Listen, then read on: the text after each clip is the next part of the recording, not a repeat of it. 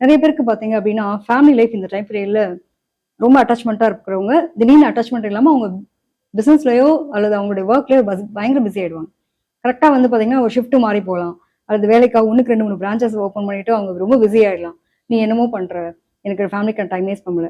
உனக்காக தான்ப்பா சம்பாதிக்கிறேன், நான் இவ்வளவு பணம் சம்பாதிச்சிட்டு இருக்கேன், உனக்கு தெரியலையா?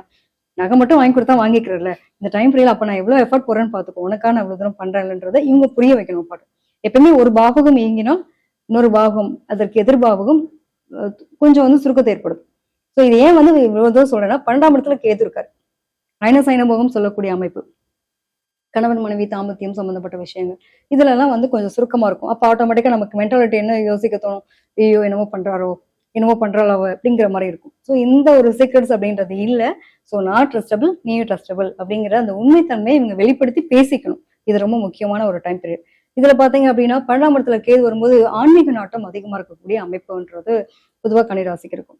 இத்தனை நாள் சாமி கும்பிடாதான் திடீர்னு சாமி கும்பிடுறானே எப்படிடா அப்படிங்கிற மாதிரி நான் அமைப்பெல்லாம் சொல்லுவோம்.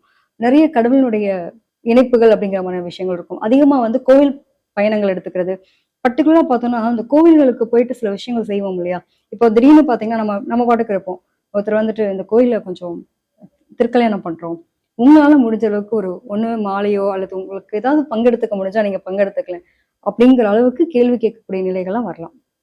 ஸோ இதெல்லாம் வந்து பாத்தீங்க அப்படின்னா கன்னியை பொறுத்த வரைக்கும் நடக்கக்கூடிய விஷயங்கள். பெருசா இவங்களுக்கு வந்து நெகட்டிவ்னு நான் எதையும் சொல்றதுக்கு விரும்பல. 12ஆம் இடத்துல கேது இருக்கிறதுனால மட்டும் இந்த ராகு கேது பயிற்சி வரைக்கும் கேர்ஃபுல்லா இருங்க.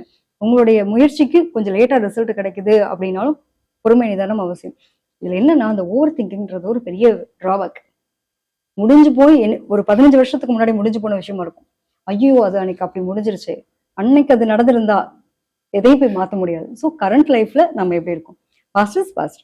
கரண்ட் லைஃப் நல்லா இருக்கா, ஃபியூச்சர்ல சூப்பரா நம்ம வாழ போறோம். அந்த தன்னம்பிக்கையும் விடாமுயற்சி மட்டும் வச்சுட்டாங்க அப்படின்னா ரொம்ப சூப்பரா இருக்கும்.